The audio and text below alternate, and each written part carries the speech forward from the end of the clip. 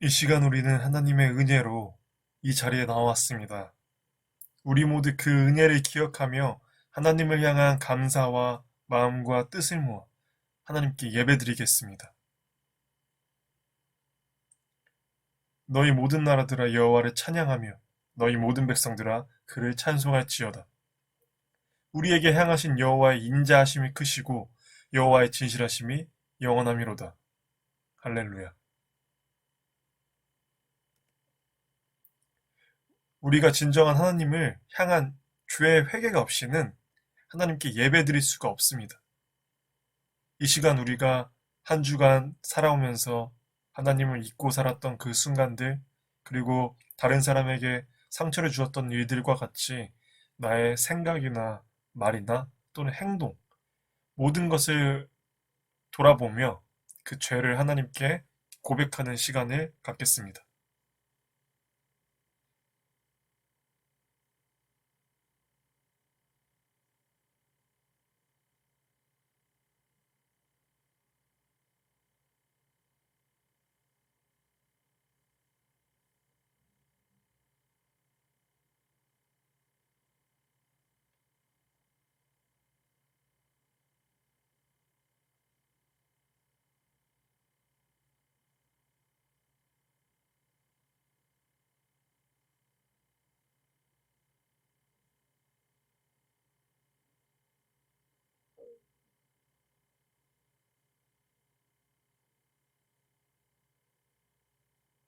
우리가 가지고 있는 모든 죄를 하나님께 고백하였습니다.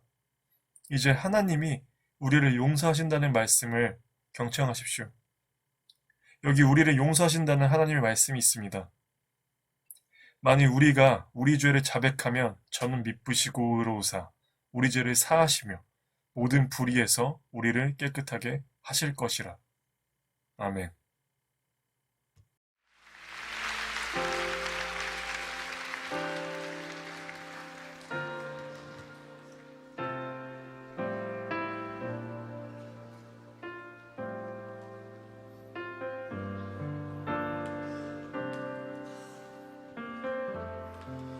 우리의 섬김이 더 낮은 곳으로 우리의 고백이 더 낮은 곳으로 쓰러져 있는 그들을 향해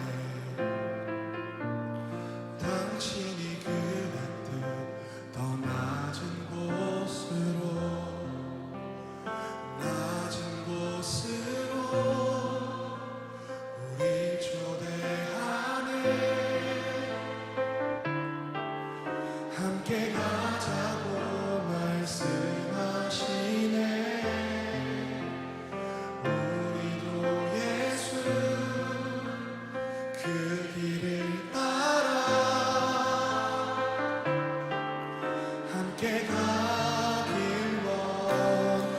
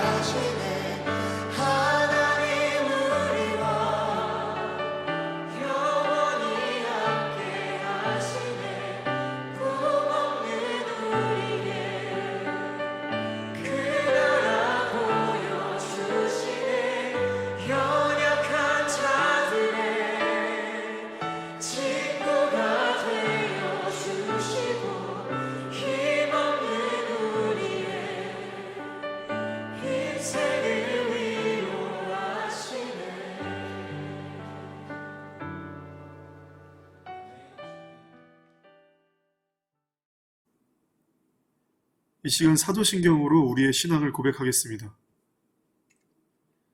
나는 전능하신 아버지 하나님, 천지의 창조주를 믿습니다. 나는 그의 유일하신 아들, 우리 주 예수 그리스도를 믿습니다. 그는 성령으로 잉태되어 동정녀 마리아에게서 나시고 본디오 빌라도에게 고난을 받아 십자가에 못 박혀 죽으시고 장사된 지 사흘 만에 죽은 자 가운데서 다시 살아나셨으며 하늘에 오르시어 전능하신 아버지 하나님 우편에 앉아 계시다가 거기로부터 살아있는 자와 죽은 자를 심판하러 오십니다. 나는 성령을 믿으며 거룩한 공교회와 성도의 교제와 죄를 용서받는 것과 몸의 부활과 영생을 믿습니다. 아멘.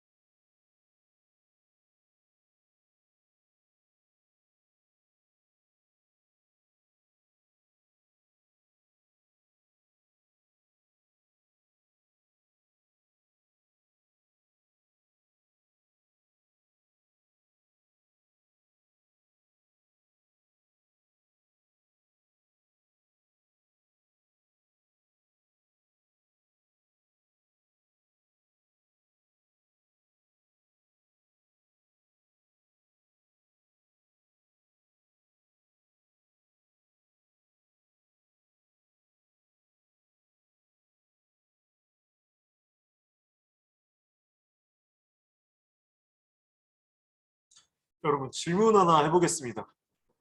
여러분, 하나님께서 창조를 언제 끝마치셨죠? 우리가 창세기를 보면 이제 거기에 나와 있죠. 6일 동안 창조하시고 일곱째 날 안식하셨다. 그래서 이제 유대인들은 이 일곱째 날을 안식일로 지키긴 했는데, 자, 여기까지 우리가 좋습니다. 그런데 우리가 지금 이 함정에 빠져 있어요. 하나님께서 6일 동안 세상을 창조하시고 일곱째 날 안식하셨다. 이게 우리한테 함정이죠. 왜냐하면 우리가 이 말씀만 보면 하나님께서 창조하신 6일 이후에 안식하고 계시다. 지금도 계속해서 하나님께서 안식하고 계시다라는 착각을 할 수 있기 때문이죠. 그러나 우리가 바로 그 뒤에 보면은 하나님께서 안식하신 이후에 다시 하나님께서 우리의 이 세상 가운데 역사하시는 걸 우리는 보게 되죠. 그래서 하나님께서는 곧바로 다시 세상에서 활동하십니다.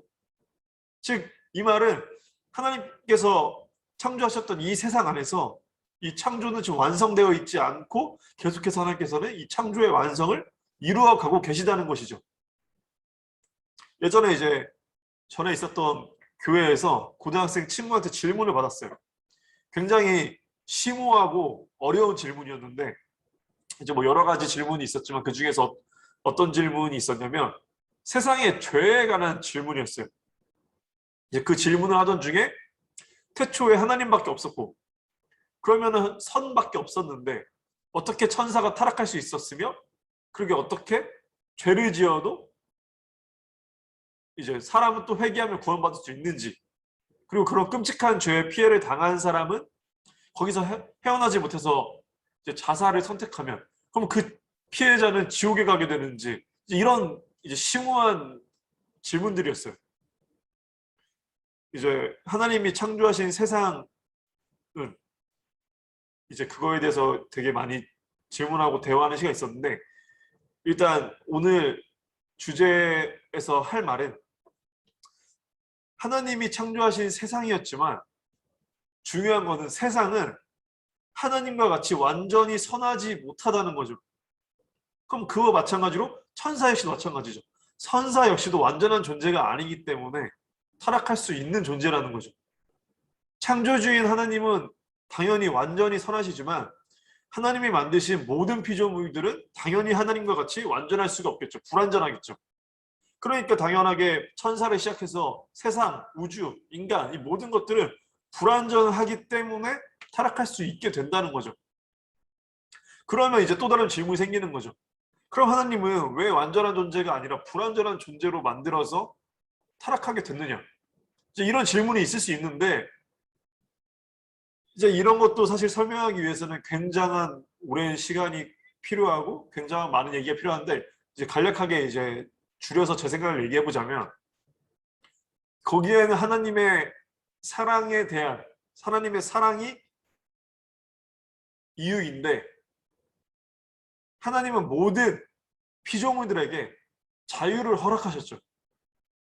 왜 자유를 허락하셨을까요? 모든 불완전한 피조물들이 하나님께서 주신 자유를 올바르게 사용하지 못할 것이라는 것을 하나님은 알고 계셨어요. 인간들과 모든 피조물들은 그 자유를 통해서 하나님을 배반할 것을 하나님께서는 이미 알고 계셨지만 그럼에도 불구하고 하나님께서는 모든 피조물들에게 자유를 주시겠다라고 선택하셨다는 거죠. 왜일까요? 하나님께서는 사랑이시며 인격적이시기 때문이죠. 억압과 조종을 통해서 피조물들을 하나님께서는 하나님의 뜻대로 마음대로 좌지우지하시는 분이 아니라 자유 안에서 온전한 자유 안에서 모든 피조물들이 하나님을 깨달아 하나님을 만나고 그렇게 하나님의 사랑을 누리길 원하셨기 때문에 하나님께서는 배반당할 걸 아심에도 불구하고 우리를 위하여서 자유를 허락하신 거죠. 지금 여러분들의 주변을 돌아봤을 때 부모님과의 관계, 친구들과의 관계를 포함해서 모든 관계 안에서 여러분들이 진정한 사랑의 관계가 되기 위해서는 이와 마찬가지로 서로에게 어떠한 억압이나 강압이나 강제라던가 이런 게 있어서는 안 되겠죠. 그 안에서 진정한 사랑이 생겨날 수가 없죠. 진정한 사랑의 관계는 서로의 생각과 의지와 자유를 허용하고 그 안에서 관계가 점점 깊어지면서 각자의 서로의 의지 안에서 정말 그 사람과의 성숙한 만남이 가능해질 때 진정한 사랑이 생겨나는 거죠. 한마디로 자유 안에서 서로 안의 자유 안에서 성숙해져 나갈 때 그때 진정한 사랑이 이루어진다는 거죠. 밀당을 하고 내가 원하는 대로 사람을 조종하고 그 안에서 절대 진정한 사랑이 일어나지 못한다는 거죠.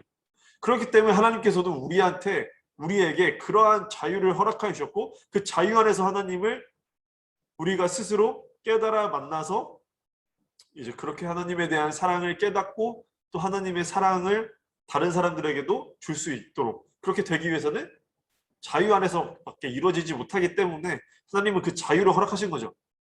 근데 알다시피 인간은 이 자유를 제대로 사용하지 못하죠. 그래서 이 자유를 하나님께서는 하나님을 만나는 데 사용하기를 원하셨으나 인간들은 자기 자신을 위해서 사용하기 시작하죠. 여기서 모든 악한 일들이 벌어지게 된 것입니다. 인간은 도무지 자유를 통해서 하나님을 만나지 못하고 이제 여러분들이 대학교를 가서 만약에 자취를 한다고 생각해요. 그러면 그 순간 여러분들의 삶은 무너지기 마련이에요. 어쩔 수 없어요. 이거는 모든 사람들이 그렇게 돼요. 규칙적인 생활도 무너지고 그리고 이제 여러분들이 신앙도 무너지게 되고 이건 어쩔 수 없습니다. 미성숙하기 때문이죠. 이제 그 과정 가운데 하나님은 이제 여러분들의 신앙 역시도 여러분들의 삶 가운데 이제 여러분들을 만나시면서 인격적으로 여러분들이 이제 점점점 단계를 밟아서 성숙해지기를 질 수 있도록 그렇게 이제 만드셨죠. 신앙 역시도 여러분들이 정말 하나님을 진정으로 만나서 하나님과 인격적인 관계를 통해서 성숙해져야 되지 사실은 부모님을 통해서 이제 뭐 교회 생활을 하고 뭐 신앙 생활을 하고 그렇게 돼서 여러분들이 성숙한 신앙이 되어지지 못하죠. 그러니까 이런 우리는 자유를 제대로 누리지 못하고 자유 가운데 무너지지만 하나님께서는 그것을 다 알고 계셨음에도 불구하고 이것을 허락하신 이유가 있었겠죠. 그게 이유가 무엇일까요? 우리는 도저히 할 수가 없는데 그래서 하나님께서는 우리를 위해서 어떻게 하셨냐? 우리를 위해서 하나님께서 인간이 되어서 우리와 똑같은 인간으로 우리를 너무나 사랑하시기 때문에 우리를 위해서 대신 죽으셨고 그렇게 해서 우리는 하나님의 사랑을 직접 눈으로 보고 귀로 듣고 말씀을 통해서 깨달아 알 수 있도록 허락을 하여 주셨죠.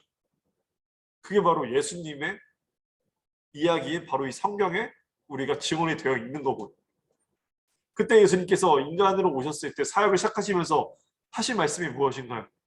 하나님의 나라가 가까이 왔으니 회개하고 복음을 믿으라. 하나님께서 선한 의지로 온 세상을 창조하신 이 하나님께서 이 창조된 세상이 결국 언젠가는 완성이 될 것이고 지금은 우리가 그 중간 지점을 살아가고 있다는 사실이죠. 그러고 결국에는 하나님의 이 창조의 완성의 때가 온다는 것이죠.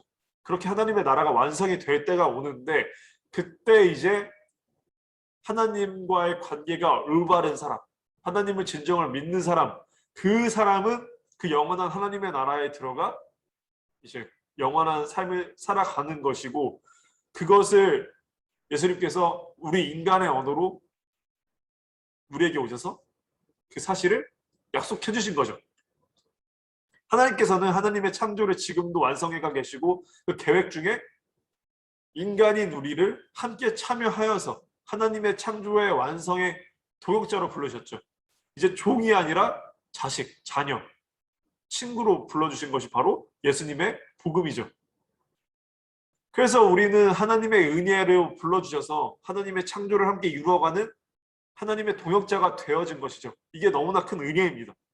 지구에서 오직 사람만이 가능해요. 수많은 종들이 있잖아요, 지금. 하지만 거기서 인간만이 가능하다는 것이 너무 신기하지 않나요? 성경에서 구원을 이루어 가라라는 말이 바로 이것이죠. 하나님의 창조의 동역자가 되어라. 그래서 세상에서 정말 그리스도인으로 내가 살아가는 게 중요한 이유가 이것입니다. 우리가 깨어 있어야 하는 이유가 무엇이냐면 바로 하나님의 창조의 완성의 때가 언제인지 그 누구도 알 수 없기 때문이죠. 그때 예수님께서 다시 오실 때인데 그때 우리가 어떤 삶을 살았는가에 따라서 하나님께서는 우리의 삶을 판단하시고 우리가 하나님과의 관계가 온전히 되어지지 못하면 그 나라에 들어가지 못한다는 거죠. 그만큼 중요한 것은 하나님께서 하나님의 나라의 완성을 위해 지금 일하고 계시고 함께 일하는 동역자를 찾고 계시고 그것이 바로 여러분들이라는 거죠. 본문의 13절을 보면 너희 안에서 행하시는 이는 하나님이시니 자기의 기쁘신 뜻을 위하여 너희에게 소원을 두고 행하게 하시나니, 이 말씀이 있는데 이 말씀의 원어의 뜻으로 살펴보면 여러분 안에서 자신을 나타내시고 활동하시는 하나님께서는 자신의 기쁘신 뜻, 즉 하나님의 선하고 기쁘신 뜻을 위하여 너희에게 열망하고 원하고 계시다라는 말인데, 쉽게 얘기하면 하나님께서는 지금 여러분들을 열망하고 계시다는 거죠. 하나님이 뜨겁게 여러분들을 부르신다는 거예요. 나의 뜻에 함께 하자. 나에게 와라. 나의 선한 의지에 동참해라. 이 세상의 죄의 논리에서 살아가는 게 아니라 하나님의 뜻을 이루어가도록 동참해라. 이렇게 열망하며 여러분들을 각자 부르고 계시다는 거죠. 그래서 하나님과의 진정한 만남을 경험한 사람은 그렇기 때문에 이 하나님의 열망을 경험하고 하나님의 뜻을 위해서 행동하게 되어진다는 거죠. 그때는 내가 하는 것이 아니라 하나님께서 그렇게 하도록 도와주시고 모든 능력을 부어주시는 거죠. 그래서 하나님의 뜻을 위해서 행하는 사람들은 두려움과 걱정으로 살아가기보다 하나님을 더 의지하며 살아가게 됩니다. 하나님께서 나를 통하여서 하나님의 능력을 나타내시기 때문에 나는 하나님의 그릇으로 이제 물을 흘려보내는 파이프광처럼 하나님의 성령의 능력을 흘려보내는 그런 그릇으로 살아가게 되는 것이죠. 그러나 이 삶이 결국 쉬운 것이 아닙니다. 우선 우리는 하나님의 뜻에 분간하기가 힘들어요. 이제 많은 신앙인들은 대부분 지나고 나서 깨닫죠. 아, 하나님의 뜻이 이거였구나. 그래서 나는 모르고 있었지만 하나님께서 이미 그렇게 사용하신 걸 나중에 깨닫게 돼요. 아, 그래서 하나님께 감사하며 하나님의 능력을 경험하게 되며 그 순간에 두렵고 걱정되고 혼란스러웠겠지만 이후에 깨닫게 되기 때문에 우리는 그렇게 신앙의 경험을 하게 되죠. 그래서 이런 경험을 많이 한 사람은 많이 할수록 이제 살아가면서 하나님의 뜻을 더 빨리 깨닫게 되죠. 그리고 정말 신앙이 성숙된 사람은 나중에 깨닫는 게 아니라 미리 하나님의 뜻을 깨닫게 되기도 해요. 이런 경험을 통해서 정말 이 두려운 안개 같은 우리 삶이 나의 눈을 가릴 때 한 발짝 한 발짝 걷기도 정말 두렵지만 그때는 아무도 내 곁에 없는 것 같고 의지할 사람도 없는 것 같고 내 주변에 아무것도 없는 것 같은 그 순간에 우리 그 경험을 많이 하면 많이 할수록 나는 지금 내가 이 상황 가운데 아무것도 보이지 않는 것 같지만 하나님께서는 나와 함께 걸어가고 계시는구나. 하나님께서는 언제라도 내가 손을 뻗으면 내 손을 붙잡아 주시는 분이시구나. 나를 이끌어 주시는 분이시구나. 지금 안개 때문에 내가 보지 못하고 있지만 하나님은 그래도 지금 이 근처에서 나와 함께 걸어가고 계시는구나.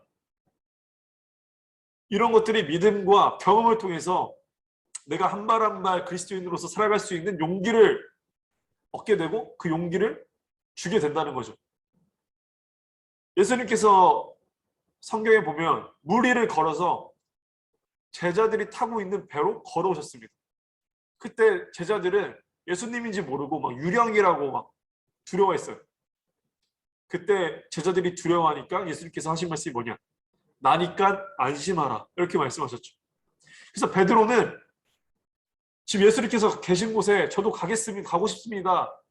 저에게 명령하여 주셔서 제가 예수님에게 갈 수 있도록 허락하여 주시옵소서. 라고 예수님께 요청하죠. 그래서 예수님께서 하신 말씀은 나에게 와라. 이렇게 말씀하십니다.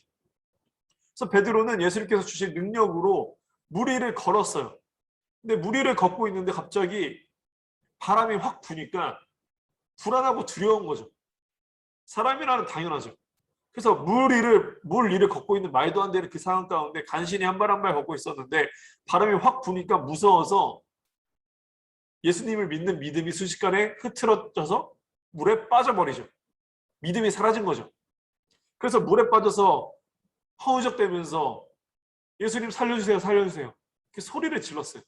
그때 예수님께서 즉시 손을 내밀어 베드로의 손을 붙잡아서 꺼내주셨죠. 그러면서 하신 말씀이 뭐냐? 믿음이 작은 자여 왜 의심하였느냐? 라고 말씀하시죠. 베드로가 왜 이렇게 믿음이 없었느냐라고 우리 생각할 수 있지만 사실 베드로는 예수님을 믿고 물 위를 걸으려고 시도라도 했어요. 다른 제자들은 시도조차 못했죠. 그러나 인간이기에 당연히 두렵고 무서웠으니까 당연히 믿음이 연약했으니까 이제 순간적으로 흔들려서 시험에 빠져서 물에 빠져버리게 된 것이죠. 우리의 평소의 모습과 똑같지 않나요? 우리가 믿음대로 하나님 뜻대로 살아가려 하지만 순식간에 우리는 세상 가운데 이제 어려운 일이 닥치면 우리 물에 빠져버리죠. 예수님의 믿음이 온데간데 사라져버립니다. 그때 베드로가 했던 게 뭔가요?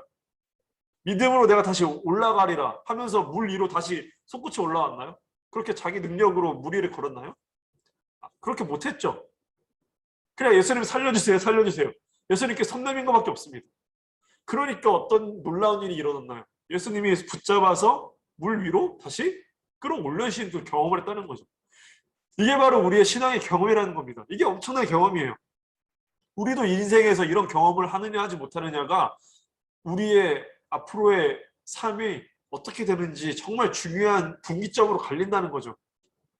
내가 정말 너무나 힘들고 어려울 때 허우적 될 때 내가 뭐를 의지하느냐예요. 예수님의 음성만 의지하느냐 아니면 세상의 다른 것들을 의지하느냐. 우리는 예수님만 바라보며 소리치며 우리가 정말 기도하며 예수님의 은혜를 구한 적이 있느냐 없느냐죠. 여러분들은 그런 적이 있습니까? 그럴 때 예수님께서 붙들어 올려주시는 것을 여러분들이 경험을 해야만 합니다. 예수님께서 먼저 오셨고 우리에게 예수님의 능력을 허락하셨고 그 능력에 의지해서 우리는 앞으로 삶을 살아갈 수 있으며 그럼에도 불구하고 우리는 연약하여서 무너지고 쓰러지지만 그런 우리가 예수님을 다시 의지할 때 예수님의 능력을 구할 때 예수님께서 우리를 다시 붙들어 주신다는 것이 바로 우리의 믿음이라는 거고 우리의 힘이라는 거죠. 근데 그 순간과 타이밍은 내 생각과 내 기대와 다를 때가 정말 많아요. 내 생각과 기대의 때보다 하나님이 준비하신 타이밍이 무조건적으로 탁월하고 옳고 정확하기 때문이죠. 우리가 이것을 깨닫는 지혜가 있어야 합니다. 드라마를 예로 들었을 때 우리가 정말 감동받고 몰입하고 즐겁게 보는 드라마는 어떤 드라마일까? 주인공이 여러 가지 위기를 만났을 때 그 위기를 아무도 예상하지 못한 방식으로 뚫고 나가서 성장하는 드라마가 아닐까요? 그 순간의 장면에서는 드라마 안에서 어떤 수많은 캐릭터도, 드라마를 보고 있는 우리들도 앞으로 지금 이 위기를 어떻게 이겨낼지, 이 고난을 어떻게 극복할지 그 누구도 알지 못합니다. 그럴 때 엄청난 반전과 함께 그 위기를 뚫고 나아가는 주인공을 볼 때 우리는 감동을 받고 함께 성장되어지는 거죠. 한마디로 그 드라마 스토리에 위기와 고난이 없다면 드라마는 재미도 없어질 뿐더러 그런 재미없는 주인공의 스토리는 그 누구도 보지 않는다는 거죠. 발전하지 못하는 주인공을 우리가 왜 보겠어요? 그래서 드라마는 사실 스토리와 작가가 매우 중요하죠. 이처럼 하나님께서는 그 누구도 따라할 수 없는 최고의 작가시라는 거죠. 우리의 인생을 가장 가치 있고 의미 있게 또 최선의 방법으로 성장시켜 줄 수 있도록 주변의 사람들과 함께 어우러지며 서로 돕고 도움받을 수 있도록 여러분들의 한 명 한 명의 삶을 최고의 드라마로 써주시는 작가가 되어주신다는 거죠. 또 드라마는 작가와 스토리도 중요하지만 배우도 매우 중요합니다. 여러분들이 그 배우라는 거죠. 여러분들은 하나님의 배우입니다. 좋은 배우는 연기를 잘하는 배우죠. 연기를 잘하는 배우도 굉장히 중요하지만 그것보다 더 중요한 것이 있습니다. 그것은 뭐냐면 바로 드라마의 스토리를 이해하고 작가의 마음을 잘 이해하는 사람이 바로 좋은 배우이죠. 여러분의 인생이 좋은 드라마가 되기 위해서는 작가이신 하나님과의 호흡이 너무나 중요합니다. 그럴 때 막장 드라마가 되는 게 아니라 명품 드라마가 완성이 되는 것이고 그런 삶을 살아갈 때 여러분들의 인생이 명품 인생이 되는 것이죠. 여러분들은 그렇기 때문에 세상과 구별된 그리스도인의 삶을 살아가는 것은 바로 세상의 논리, 세상의 스토리에 따라가는 것이 아니라 여러분들을 위해 준비하신 하나님의 스토리대로 살아가는 것, 그것이죠. 여러분들 달이 왜 빛나는 줄 아나요?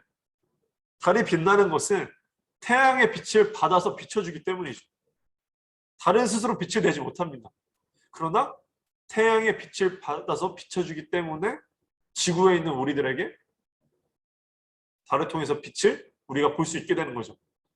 그와 마찬가지로 여러분들은 달과 같아요. 여러분들 스스로는 빛을 내지 못합니다. 하나님의 빛을 받아서 하나님의 빛을 비춰줄 때 여러분들은 세상의 빛과 소금이 되어진다는 것이죠. 그것을 위해서 여러분들의 모든 수고와 다른 일도 해야 된다는 것입니다. 그래서 정말 하나님께서 여러분들을 하나님의 드라마에 여러분들이 참여하도록 초청하고 계시고